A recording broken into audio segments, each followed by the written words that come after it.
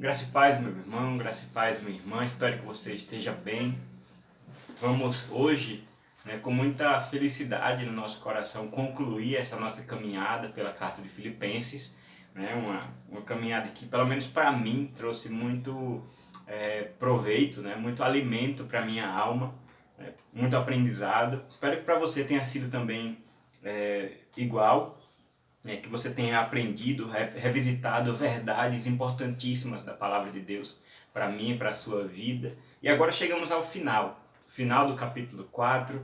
Nós vamos meditar hoje, nesse último trecho da carta, que vai do versículo 10 do capítulo 4 até o final, até o versículo 23.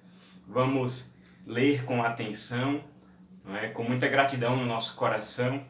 Podemos hoje completar essa série, louvado seja Deus, que iniciamos desde o início do ano. Interrompemos ali um pouco por causa da pandemia, um pouco do distanciamento social, mas voltamos e estamos terminando agora em vídeo, É certo que não da maneira como nós gostaríamos que fosse, mas podemos nos contentar por estarmos hoje aprendendo sobre a palavra de Deus. Filipenses 4, versículo 10 até o versículo 23. Vamos ler com atenção e com bastante alegria a palavra do Senhor.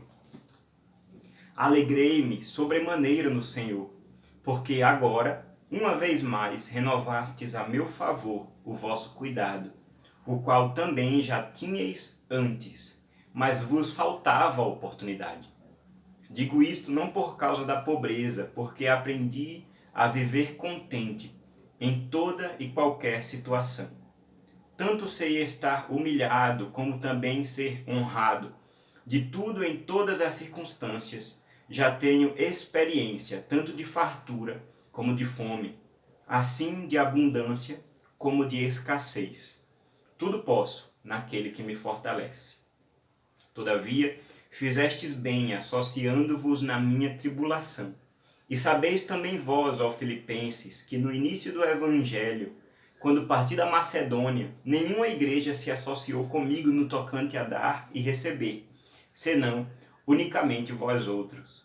Porque até para Tessalônica mandastes não somente uma vez, mas duas, o bastante para as minhas necessidades. Não que eu procure o donativo, mas o que realmente me interessa é o fruto que aumente o vosso crédito. Recebi tudo e tenho abundância. Estou suprido desde que Epafrodito me passou as mãos, o que me veio de vossa parte como aroma suave, como sacrifício aceitável e aprazível a Deus. E o meu Deus, segundo a sua riqueza em glória, há de suprir em Cristo Jesus cada uma de vossas necessidades. Ora, a nosso Deus e Pai seja a glória pelos séculos dos séculos. Amém. Saudai cada um dos santos em Cristo Jesus. Os irmãos que se acham comigo vos saúdam. Todos os santos vos saúdam, especialmente os da casa de César. A graça do Senhor Jesus Cristo seja com o vosso espírito. Até aí, irmãos, a palavra do Senhor. Vamos agora orar, pedindo que o Senhor nos dê graça e a misericórdia para entendermos e meditarmos na sua palavra. Ore junto comigo. Senhor, nosso Deus, queremos, Pai, te agradecer por estarmos diante da tua palavra aberta diante de nós, podermos nos alimentar dessas palavras, nos alimentar do texto sagrado, Senhor, sabendo que são palavras vivas, são palavras de vida eterna, Senhor. Te agradecemos, Deus, porque hoje estamos concluindo essa série na carta de Paulo aos Filipenses, uma carta que fala muito ao nosso coração, que tem muito a nos orientar nessa vida, Senhor, nos nossos dias, nas nossas famílias, na igreja, Senhor, no nosso trabalho. Te pedimos, Pai, que o Senhor esteja de fato nos alimentando, que o Teu Espírito esteja conosco no nosso coração, nos levando a toda a verdade e nos capacitando, Pai, a obedecer essa palavra para a glória e louvor do Teu próprio nome. É o que te pedimos em nome de Cristo Jesus, o nosso Senhor e Salvador. Amém. Irmão, certa vez, conta-se uma história que perguntaram a um grande a um grande empresário famoso, o famoso Rockefeller, perguntaram o quanto de dinheiro era necessário para trazer felicidade para o homem. Ele olhou e prontamente respondeu: olha, apenas um pouco mais. Apenas um pouco mais de dinheiro é necessário para trazer felicidade ao homem. Vejam, irmãos, essa resposta sincera, talvez até um pouco engraçada, revela também um drama da existência humana. Revela também uma característica do nosso coração, né? Como o nosso coração ele não se contenta com aquilo que tem. Não se contenta com aquilo que está ao nosso redor, com aquilo que Deus nos deu. Fazendo uma leitura cristã da vida, sabemos que Deus está no controle com sua providência, providenciando todas as coisas para nós, suprindo as nossas necessidades. Mas, como eu já disse, o coração humano ele não está satisfeito com aquilo que tem, nem com aquilo que Deus lhe dá. Irmãos, isso já seria trágico o suficiente quando nós olhamos para os ímpios, para as pessoas que não conhecem a Cristo Jesus. Mas devemos concordar que essa lógica, a lógica de que sempre precisamos de mais, apenas um pouco mais, mas quando esse pouco chegar, nós buscaremos ainda mais um pouco. Essa lógica, que não tem fim, ela acabou invadindo também o coração dos crentes. Acabou invadindo as igrejas, lotando os bancos dos nossos templos. Principalmente, irmãos, e nós aqui no Brasil e talvez no mundo podemos dizer que a principal manifestação desse raciocínio é a teologia da prosperidade. Toda uma teologia, todo um pensamento sobre Deus, sobre a vida humana, sobre o evangelho e sobre a salvação, baseado naquilo que nós podemos desfrutar de maneira material aqui na Terra. Irmãos, e devemos concordar com isso, é uma teologia perversa. É uma teologia que revela e se baseia exatamente nessas aspirações, nesses anseios mais pecaminosos do coração. O apóstolo Paulo, escrevendo a Timóteo, diz que o amor ao dinheiro é a raiz de todos os males.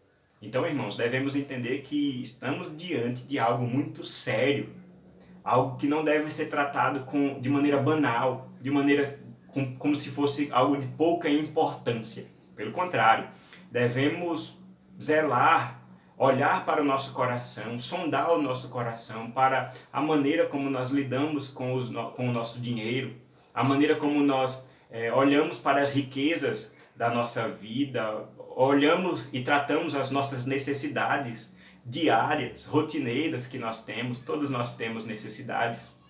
Devemos, irmãos, submeter a nossa vida financeira, o nosso coração diante das riquezas, submeter tudo isso ao olhar de Deus. A maneira como a Bíblia trata a nossa vida, a maneira como o Espírito quer falar para nossas vidas, inclusive hoje, diante desse texto que tanto nos ensina.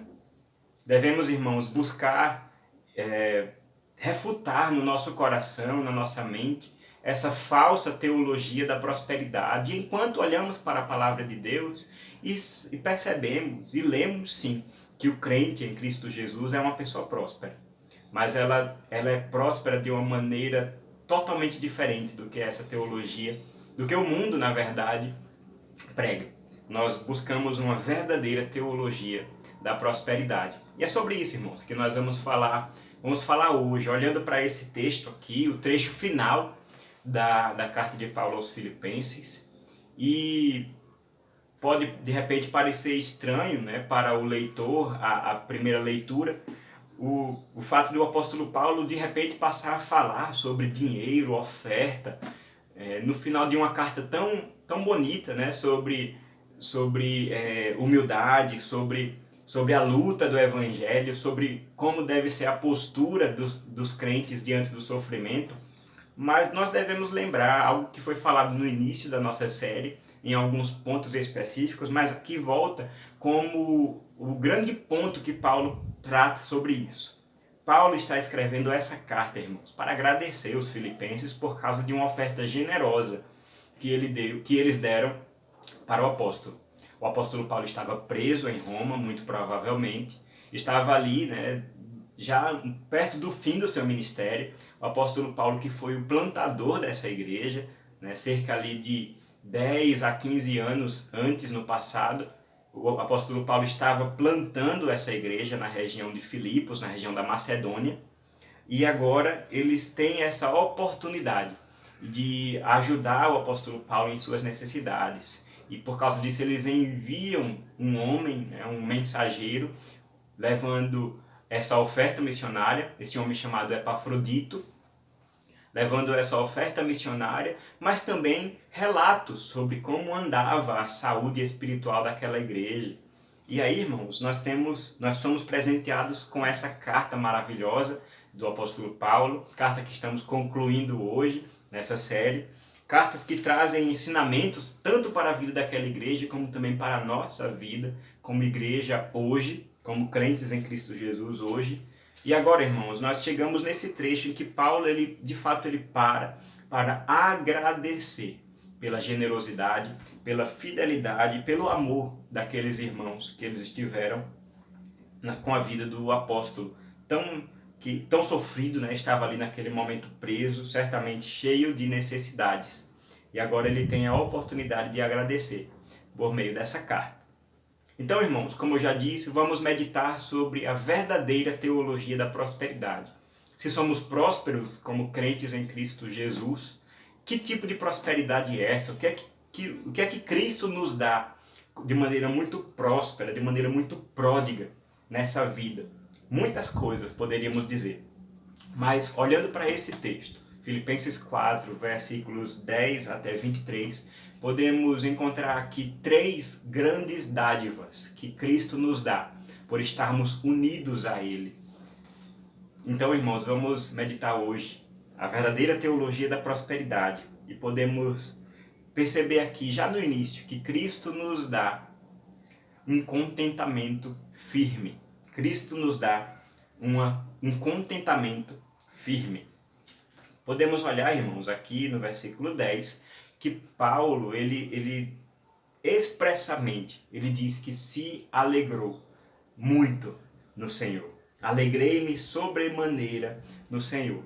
Devemos lembrar que essa expressão de alegrar-se no Senhor já apareceu algumas vezes na carta aqui de Filipenses. No capítulo 3, no primeiro versículo, o apóstolo Paulo ele já tinha exortado aqueles irmãos para que eles deveriam se alegrar no Senhor. E ele fez aquele contexto para introduzir aquela situação dos falsos mestres que estavam se levantando no meio da igreja, pregando uma alegria nas obras da própria carne, pregando uma alegria no currículo pessoal, pregando uma alegria na glória própria. E aí Paulo confronta aqueles irmãos dizendo, olha, a nossa alegria deve estar no Senhor. Também, capítulo 4, versículo 4, alegrai-vos sempre no Senhor. Outra vez digo, alegrai-vos. Pregamos recentemente nesse texto e chegamos a essa conclusão de que a alegria no Senhor, ela nos capacita a deixarmos de lado os nossos interesses pessoais, até nos nossos relacionamentos, né? Até nas discordâncias que nós podemos enfrentar no meio da igreja, com outras pessoas, no meio de nossas famílias, porque eu me alegro no Senhor, eu posso deixar de lado o posto de dono da razão e eu posso servir ao meu irmão. Eu posso deixar de lado, negar a mim mesmo e amar ao próximo como a mim mesmo. A alegria do Senhor nos capacita a fazer coisas maravilhosas para o Senhor. E aqui Paulo está não mais mandando aqueles irmãos, não mais trazendo um mandamento, mas descrevendo aquilo que se passava no seu próprio coração. Ele está dizendo, olha, eu me alegrei no Senhor. Paulo, ele não só exorta, mas ele aplica essa exortação na sua própria vida e diz, eu me alegro no Senhor. Eu me alegro muito no Senhor. Mas por quê? Porque uma vez mais vocês renovaram o vosso cuidado ao meu favor. Como eu já disse, irmãos, os filipenses eles trouxeram essa oferta generosa, uma oferta missionária para o apóstolo Paulo naquela situação de vulnerabilidade na prisão.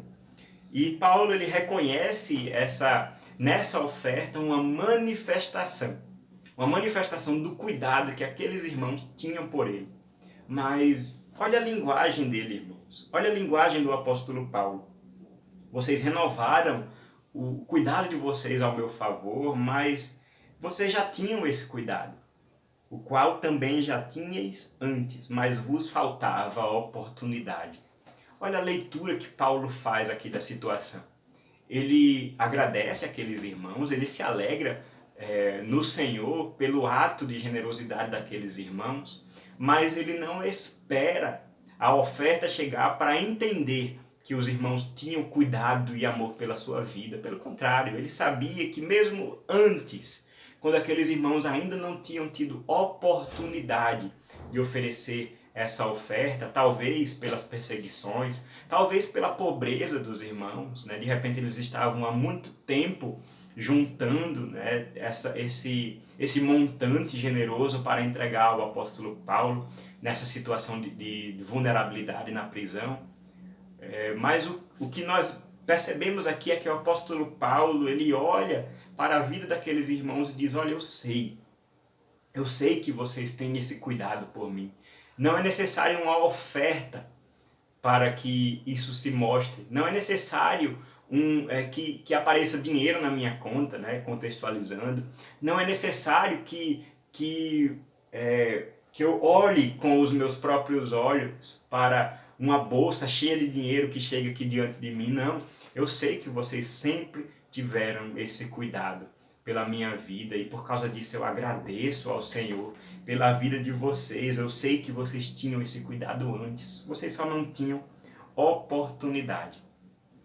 Mas o que é que faz com que o apóstolo possa falar com tamanha calma? Ele estava preso, certamente as contas estavam chegando, né? Devemos entender que as prisões nesse tempo, né, não eram custeadas pelo Estado. Pelo contrário, o encarcerado, o preso, continuava custeando as suas despesas, sua alimentação, as suas necessidades mais básicas.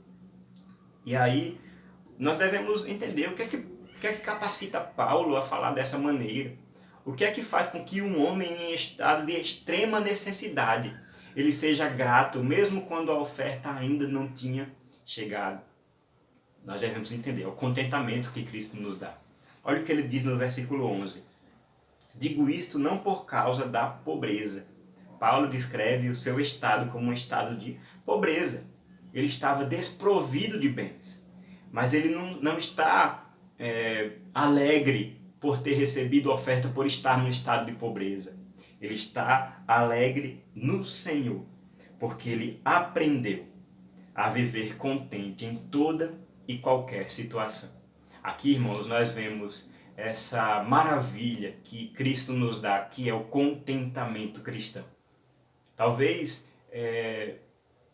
possamos dizer esse é uma das grandes falhas na nossa vida hoje. Talvez o contentamento ou a falta de contentamento nas nossas vidas é um dos grandes vícios que nós enfrentamos, um dos grandes males que nós enfrentamos nessa nossa caminhada nos dias de hoje.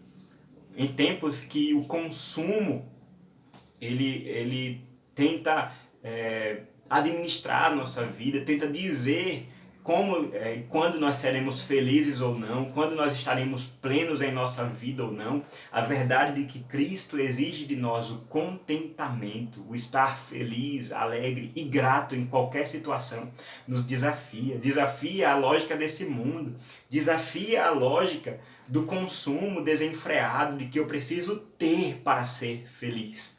Na verdade, Paulo está falando aqui algo totalmente contracultural, que vai totalmente contrário à pregação deste mundo. No mundo de hoje nós sabemos muito bem disso, mas certamente também do mundo do primeiro século, no mundo em que Paulo estava inserido aqui, porque sabemos que isso não está ao compasso dos tempos. Na verdade, isso é um fruto, uma consequência do pecado que habita no nosso coração. Nós somos descontentes por natureza, porque a nossa natureza é pecaminosa. Mas Paulo diz aqui que aprendeu a estar contente, a viver contente em toda e qualquer situação. Veja, ele sabe estar humilhado, como também sabe estar honrado. Ele sabe que em tudo e em todas as circunstâncias ele tem essa experiência de fartura e de fome, de abundância e de escassez. Contentamento cristão, irmãos. Contentamento. Aqui nós devemos entender, irmãos, que Paulo está falando de algo que ele aprendeu como um segredo precioso que ele encontrou. Alguém ensinou esse segredo para Paulo. Enquanto na minha versão, pelo menos na revista atualizada, está escrito: aprendi a viver contente em toda situação. Uma boa tradução do original seria, e provavelmente se você olhar em outras versões, Nova Versão Internacional, por exemplo, eles trazem uma palavra que traz todo um colorido. Eu aprendi o segredo de viver contente em toda e qualquer situação. Eu aprendi o segredo. Quando a gente olha no original grego, Paulo usa uma palavra que é muito semelhante a uma outra palavra que Paulo usa muito: mistério. Ele aprendeu o mistério, esse mistério foi revelado a ele. Percebam, irmãos, que o contentamento é de fato um segredo que estava oculto, mas que é revelado. Ele está disponível para crentes em Cristo Jesus. Paulo aprendeu esse segredo e ele está disponível para mim e para você. Nós, em Cristo, somos capacitados a ter contentamento e louvar a Deus por causa disso, ser grato de maneira extrema e profunda ao nosso Senhor.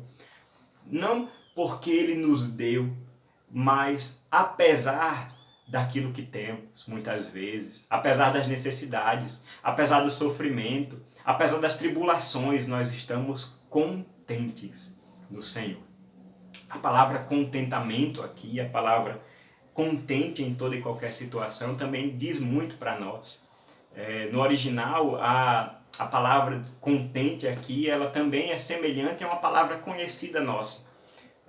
Talvez não tão conhecida, mas no direito ela é muito dita, a palavra autarquia. Podemos pensar aqui numa aula de administração pública, por exemplo, nós temos órgãos na organização do nosso Estado brasileiro que são autarquias. São órgãos que governam a si próprios. São órgãos que têm a sua autonomia. Eles têm a sua autossuficiência. E aqui Paulo, veja, ele diz que aprendeu a viver em autarquia em toda e qualquer situação. Ele está dizendo: olha, eu não preciso de ajuda. Vocês me ajudam e louvado seja Deus por isso, mas eu aprendi a não precisar. Eu aprendi a não ter necessidades. Eu aprendi um tipo de autossuficiência. E aqui a gente poderia pensar: poxa, Paulo deve estar sendo um pouco arrogante aqui. Paulo está dizendo que não precisa dos irmãos. Paulo está dizendo que não precisa dos outros para viver. Paulo não precisa de ajuda. Que tipo de autossuficiência é essa? Que tipo de arrogância é essa? Não é outra coisa que o cristianismo prega? E aqui, irmãos, é claro, nós devemos olhar por todo o contexto. O contexto ele traz também a maneira como nós lemos o texto. E olha o que Paulo está falando aqui. Ele está dizendo que ele aprendeu a estar contente, ou seja, eu tenho o que é suficiente. Aquilo que eu tenho é suficiente em si mesmo. Por quê? Porque eu sei que foi Deus quem me deu. Porque eu sei que Deus, em sua providência, em sua graça, em sua misericórdia, me deu tudo isso. Mesmo que os meus olhos humanos possam dizer que está faltando, mesmo que as necessidades de fato doam na minha carne, mesmo que os espinhos na minha carne possam dizer totalmente o contrário, a mensagem que Cristo nos dá é: a minha graça te basta. A minha graça te basta. Contentamento, irmãos. Contentamento. E é isso que Cristo nos dá. E aí Paulo diz que aprendeu a estar contente, né? Aprendeu a estar humilhado e honrado, na fome e na abundância, né? Nesses extremos de experiências que muitas vezes nós passamos, Paulo aprendeu a estar ali pleno, contente, autossuficiente nessas situações. E aí, de repente, um leitor desavisado poderia ver aqui nesse texto um tipo de princípio de organização pessoal, um tipo de princípio para a organização das finanças, mas devemos entender, irmãos, não é isso que Paulo está falando aqui. Paulo não está dizendo que aprendeu a estar honrado e humilhado porque ele aprendeu a minimizar suas despesas, porque ele é organizado financeiramente, porque ele sabe calcular as suas, o quanto ganha, o quanto gasta. Isso nós sabemos é muito importante. Nós devemos buscar sim essa sabedoria na maneira como nós administramos aquilo que Deus tem nos dado. Isso é um princípio de mordomia cristã. Mas, mais uma vez, Paulo não está aqui se gabando porque ele é organizado financeiramente. Paulo não está aqui advogando por um estilo de vida simples, por alguém que consegue que consegue se desvencilhar de grandes coisas nesse mundo para viver apenas com o mínimo, com o básico. Embora de repente essa possa ser uma boa forma de vida, mas Paulo ele diz aqui que o segredo do contentamento de maneira nenhuma pode ter vindo de mãos humanas, de inteligência humana, de princípios de organização financeira humanos. Pelo contrário, ele pode estar contente em toda e qualquer situação. E sabemos que Paulo sofreu muito nessa vida. Sabemos que Paulo ele passou por altos e baixos, mas ele só pôde fazer isso porque ele sabia quem o fortalecia. E ele traz aqui no versículo 13, esse versículo conhecidíssimo da palavra de Deus. Tudo posso naquele que me fortalece. Tudo posso, irmãos. Paulo está dizendo, naquele que me fortalece. Esse versículo que provavelmente é um dos versículos mais tirados de contexto de toda a Bíblia. É um dos versículos mais mal usados. Porque ele é usado para legitimar qualquer tipo de aberração que possa vir da inteligência humana. Ele é usado para falar, para legitimar empreendimentos e experiências que não necessariamente são vindas da palavra de Deus. De repente, a título de fé, a título de uma atitude de amor a Deus, muitas pessoas se lançam a fazer coisas que não estão no seu alcance porque dizem, não, tudo posso naquele que me fortalece. É Cristo que me fortalece, então eu vou fazer, porque mesmo que eu não saiba, eu vou fazer. Irmãos, é claro que existe um lugar para a fé. Devemos fazer tudo com fé, com certeza. Aquilo que não vem de fé é pecado. Mas devemos entender, irmãos, que esse versículo não está falando de grandes aventuras em nome da fé. Esse versículo não está falando de a gente se lançar naquilo que a gente não sabe fazer, porque recebemos essa força do alto. Esse versículo não fala sobre isso. O versículo está falando sobre contentamento. O versículo está falando de saber suportar o sofrimento, saber suportar a tribulação, saber suportar as tentações que vêm de qualquer contexto. Veja, Paulo está falando, eu sei estar honrado e eu suporto as provações da honra. Eu sei estar na pobreza, eu sei estar humilhado e eu suporto as provações da pobreza, da humilhação. Eu sei estar na escassez porque eu sei que na escassez eu serei tentado a murmurar contra o meu Deus. Eu sei estar na escassez, na falta, porque eu sei que nessa escassez eu serei tentado a blasfemar contra o Senhor, a abandonar o meu Cristo, a negar a Jesus. Mas eu também sei estar na abundância, porque eu sei que também na abundância tentações virão ao meu coração. Eu serei tentado a me orgulhar de mim mesmo. Eu serei tentado a negar que tudo aquilo que eu tenho foi Deus quem me deu e aquilo é fruto do meu trabalho. Veja, irmãos, que o contentamento cristão, o contentamento que Cristo nos dá é uma firmeza naquilo que Cristo é em nossas vidas. Ele é o nosso fortalecedor. As nossas forças vêm dele. As nossas energias, o nosso zelo, o fato de estarmos de pé, vem do Senhor Jesus. Não vem das circunstâncias. Eu não preciso estar na abundância, eu não preciso estar no alto para estar pleno na minha vida com Deus. E eu sei das tentações que essa riqueza vai trazer.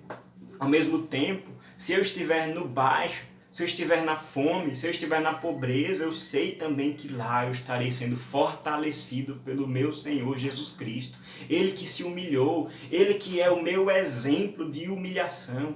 De maneira nenhuma eu posso negá-lo nesse momento, porque eu sei que o que Ele suportou por mim é que me traz força. Eu sei que a cruz de Cristo, que foi o momento de pobreza de Cristo, o momento de maior humilhação, é também o momento da sua glória, é também o momento da sua vitória. Então, para mim, isso faz sentido. Eu me glorio na cruz de Cristo.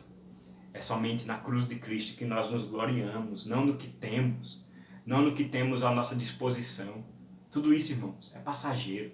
Tudo isso Deus nos dá, mas Deus também tira, e devemos falar como Jó: bendito seja o nome do Senhor.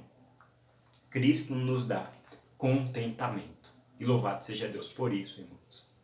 Muitas vezes nós somos tentados a dizer que Deus é providente só quando a nossa mesa está cheia. Nós colocamos a nossa família ao redor da mesa, cheia de comida, cuscuz, galinha guisada, tudo isso na nossa mesa, aquela mesa bonita, e nós oramos e agradecemos a Deus por sua providência. Deus tem sido providente com a minha vida e com a minha família. E que bom, irmãos, é bom ter uma mesa cheia, principalmente agradecer a Deus nesse momento. Mas a fé em Cristo Jesus também nos leva a, quando a mesa estiver vazia, quando só tiver uma bolacha, de repente um café, copo d'água, nós sermos gratos também por providência de Deus. Porque Deus não deixa de ser providente quando as nossas necessidades afloram. Deus não deixa de ser providente quando o dinheiro falta. Deus não deixa de ser providente quando o alimento está faltando na boca dos nossos filhos. Deus continua sendo providente e nós somos desafiados a estar contentes em Cristo Jesus. Porque, irmãos, devemos fazer essa confissão de fé que Paulo faz aqui. Tudo posso naquele que me fortalece. Eu aguento todas as coisas, eu suporto todas as coisas naquele que me fortalece. E é Cristo Jesus quem me fortalece. Irmãos, nós olhamos também nos versículos seguintes e nós vemos que Cristo também nos dá uma prosperidade de gratidão, uma gratidão generosa. Aqui nós lemos um grande relatório de Paulo a partir do versículo 14, quando ele diz que, embora ele tenha esse contentamento no seu coração, aquela igreja, a igreja de Filipos, fez bem em associar-se a Paulo na sua tribulação. Vocês fizeram bem em mandar essa oferta. Eu aprendi a não precisar de ofertas, Paulo estava dizendo, mas vocês fizeram bem. Mas olha o que ele diz. Ele louva a fidelidade daqueles irmãos desde o início do Evangelho. Olha a expressão que Paulo usa aqui no versículo 15. Desde o início do Evangelho. O que isso significa? Significa aqui, pelo contexto, que quando Paulo parte da Macedônia e a cidade de Filipos fica na Macedônia, aqueles irmãos estavam no início da sua caminhada cristã, no início do Evangelho, no início da vida do Evangelho deles. E veja, desde o início, irmãos, desde os primeiros dias da caminhada com Jesus, aqueles irmãos entenderam que deveriam ser generosos, entenderam que deveriam servir ao Senhor também com os seus bens, entenderam que deviam servir ao Senhor servindo as pessoas que os tinham servido. Veja, Paulo foi o plantador daquela igreja. Muitas ali vieram a crer por intermédio da pregação do apóstolo Paulo.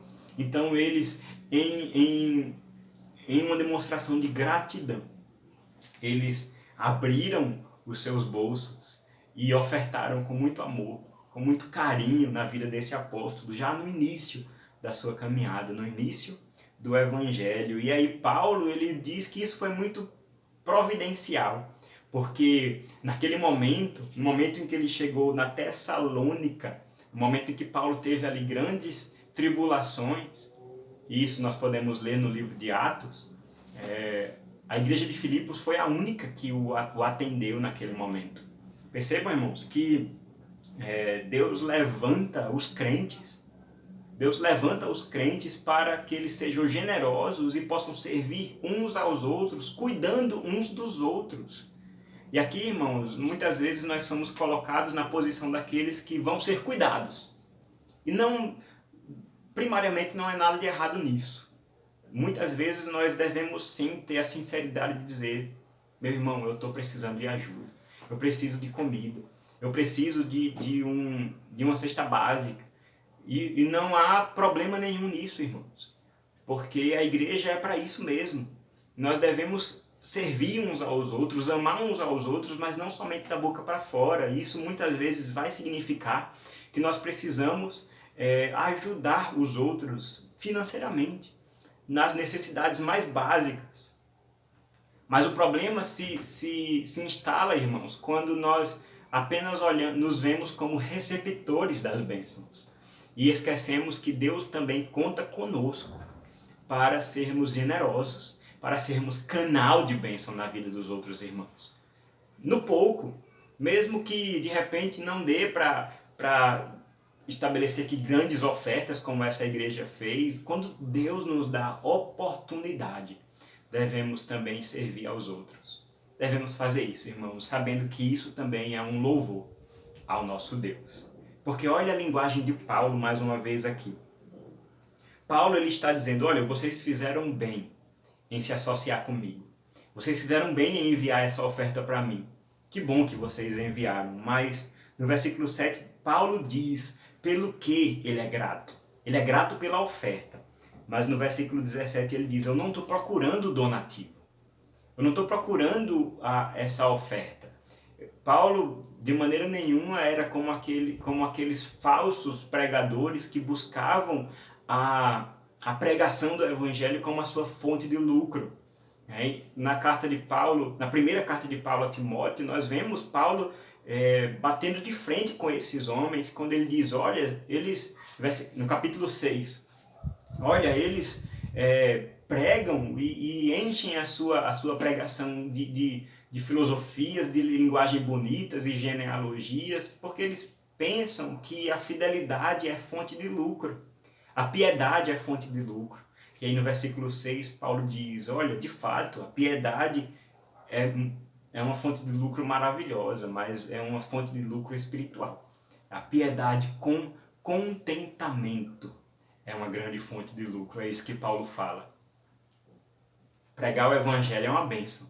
Ser arauto do Senhor, poder explicar a palavra de Deus às outras pessoas é de fato uma bênção, irmãos. Mas devemos entender que a nossa motivação nunca deve estar naquilo que podemos ganhar de financeiro ou de prestígio. A nossa recompensa, ela é em graça. A nossa recompensa ela é de ordem espiritual. E aí Paulo diz, olha, eu não procuro donativo. Eu não estou distribuindo aqui pedidos de oferta, não, vocês fizeram isso em generosidade, não é isso que eu estou procurando, mas o que realmente me interessa é o fruto que aumente o vosso crédito.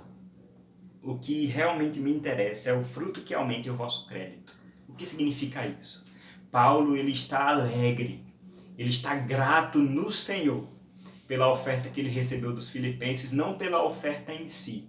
Ela realmente é muito bem-vinda. Ela certamente vai servir para pagar algumas despesas ali na prisão em Roma. Mas Paulo é grato porque ele olhou para o seu sofrimento, para o seu estado de necessidade e viu nisso uma oportunidade para que os seus irmãos louvassem a seu Deus, por meio da generosidade, por meio do amor. E ele sabia que aquilo seria colocado como crédito na conta dos filipenses. Não por ele, não por qualquer outra pessoa, mas Deus estava sendo glorificado e certamente ele recompensaria aqueles irmãos. E no verso 18 ele diz: eu recebi tudo e tenho abundância. Aqui o recibo de Paulo, eu recebi. A oferta chegou. Eu recebi tudo e tenho abundância. Estou suprido desde que Epafrodito me passou as mãos, o que me veio da vossa parte, como um aroma suave, como sacrifício aceitável e aprazível a Deus. É por isso que Paulo está grato aqui. É por isso que Paulo abre o seu coração e diz: o que me interessa é que vocês puderam louvar o Senhor. Ele abandona a linguagem da contabilidade, ele deixa de falar de lucro, de receber, de dar, de entregar, de oferta, e passa agora a usar o vocabulário da adoração.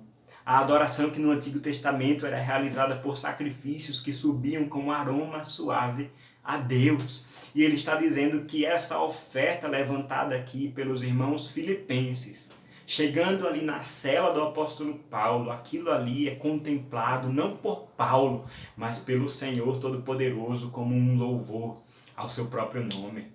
Irmãos, isso é maravilhoso, saber que podemos louvar a Deus servindo os nossos irmãos.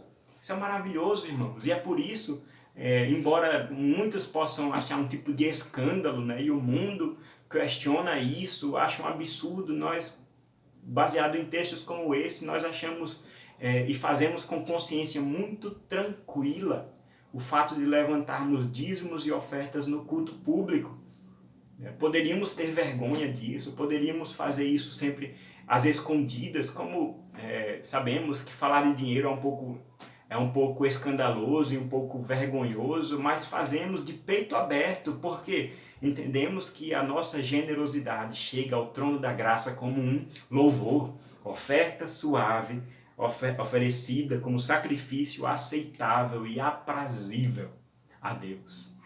É por isso que levantamos e ofertamos os nossos dízimos, as nossas ofertas, fruto de nossa gratidão, fruto da nossa generosidade, do nosso amor pelo Senhor. Apresentamos no culto como um louvor. Não só louvamos a Deus com músicas, não só louvamos a Deus tocando instrumentos, mas louvamos a Deus com a nossa vida e a generosidade com os irmãos, a generosidade com a obra do Senhor, a gratidão ao Senhor pelo aquilo que temos, que Ele tem nos dado, faz parte dessa vida de louvor e adoração que nós, eu e você, irmãos, fomos chamados para ter. Nascemos para adorar o Senhor. Irmãos, no versículo 19, Paulo ele expressa aqui a sua certeza de que aqueles irmãos serão recompensados em graça, em glória, pelo ato de zelo e generosidade deles. E o meu Deus, segundo a riqueza de sua glória, há de suprir em Cristo Jesus cada uma de vossas necessidades. Assim como os irmãos não deixaram Paulo desamparado, eles foram instrumentos de Deus na sua vida, Paulo também tinha certeza de que Deus iria suprir todas as necessidades daqueles irmãos. É nisso que cremos, irmãos. Deus conhece as nossas necessidades.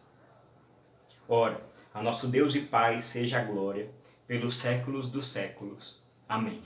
Nós temos aqui uma doxologia, um louvor que Paulo coloca no fim de suas cartas, e isso fala do contexto imediato da oferta de Paulo aos Filipenses, mas também de toda a carta. Paulo termina a sua carta louvando a Deus, mas ainda mais, ele busca criar aqui conexões entre os irmãos. É isso que nós vemos nos últimos 3 versículos da carta de Paulo aos Filipenses. Vimos que nessa verdadeira teologia da prosperidade, Cristo nos dá prosperidade de contentamento, Cristo nos dá uma prosperidade de gratidão generosa no nosso coração. E agora, para concluir a carta de Paulo aos Filipenses, nós também percebemos que Cristo nos dá uma prosperidade de relacionamentos santos. Cristo coloca pessoas ao nosso redor, pessoas que nos levantam, pessoas que são instrumentos de Deus para cuidar das nossas necessidades, pessoas que são oportunidades para que nós mesmos sejamos instrumentos em suas vidas. E Paulo era um grande instrumento de Deus não só para trazer pessoas ao Senhor, por meio da pregação, instrumentalizado pelo Espírito Santo, é claro, mas também Paulo era um apaixonado em fazer conexões entre essas pessoas. E ele recomenda uns aos outros, ele diz, olha, saudem todos os que estão em Cristo Jesus, aí em Filipos. Os irmãos que se acham comigo vos saúdam. Timóteo, que está comigo, está mandando um alô para vocês. Né? Orem pela vida de Timóteo. De repente, os outros colaboradores de Paulo, orem por eles, porque eles também estão orando por vocês. Todos os santos vos saúdam, especialmente os da casa de César. Aqui, irmãos, nós somos lembrados, né, que Paulo, lá no capítulo 1, ele diz que o fato dele estar preso é bom para o evangelho, porque ele tem pregado o evangelho ali, ele tem tido essas oportunidades de pregar o evangelho, de sorte que aquelas pessoas da casa pretoriana, da guarda pretoriana, os guardas que estavam encarregados ali da ronda da prisão, os guardas que estavam vigiando o próprio apóstolo Paulo foram alvo da pregação do evangelho e vieram a crer. E são esses que estão saudando os irmãos filipenses. Que coisa maravilhosa, irmãos. Que coisa maravilhosa que Cristo nos dá. Ele nos dá uma igreja, nos dá uma família, ele nos dá prosperidade de relacionamentos. Nenhum crente pode dizer que está só. Nenhum crente pode dizer que está sozinho nesse mundo abandonado. Ele tem um Senhor no céu e tem uma família aqui na terra. Louvado seja Deus por isso, irmãos. E podemos nos alegrar nesses irmãos. Podemos saudar uns aos outros, buscar com zelo o bem-estar dos outros, entendendo que nós fomos criados também para amar a eles, amar a cada um, servir a cada um, de acordo com aquilo que Deus me dá, de acordo com os meus dons, servir a minha igreja, servir os meus irmãos em Cristo. E louvado seja Deus por isso, irmãos. Nisso também reside a prosperidade que Cristo nos dá. Nós vemos, irmãos, que essa carta de Paulo, ela mesmo sendo uma carta que fale muito de sofrimento, mesmo que seja uma carta que fale de sofredores, de uma pessoa que está presa escrevendo para pessoas que estão perseguidas, mesmo que seja uma carta que traga alguns embates, algum tratamento para os problemas da igreja, problemas de desunião, problemas de descontentamento, problemas de falsos profetas que têm se levantado no meio dela, é uma carta muito amorosa, porque entende o segredo do contentamento. Descobriu que apesar das situações, apesar das coisas que se apresentam no nosso redor, nós somos não só desafiados, mas também capacitados a nos alegrar somente no Senhor. Que seja, irmão, o lema de nossa vida, não somente hoje, não somente nessa semana, mas em toda a nossa vida, que nós nos alegremos no Senhor, que a nossa glória esteja no Senhor, que o nosso foco não esteja nas coisas que estão ao nosso redor. Se estiver em sofrimento, irmão, e certamente o sofrimento vem, se não está hoje, certamente ele virá algum dia, que os nossos olhos estejam firmes no Senhor Jesus. Ele que sofreu uma morte de cruz em nosso favor. Ele que prometeu que está intercedendo por nós e está todos os dias conosco até a consumação do século. E ele também que garantiu que voltará para estar conosco, para consumar todas as coisas, lá da nossa pátria celestial. Nós olhamos para ela, aguardamos o dia em que Cristo virá com o seu corpo glorioso e nos fará também gloriosos como Ele é. Até lá, irmãos, nos contentamos no Senhor. Que Deus te abençoe e que possamos louvá-lo, agradecê-lo, não só pela carta de Paulo aos Filipenses, mas porque Ele tem estado conosco, mesmo sem merecermos. Em nome de Jesus, que Deus te abençoe.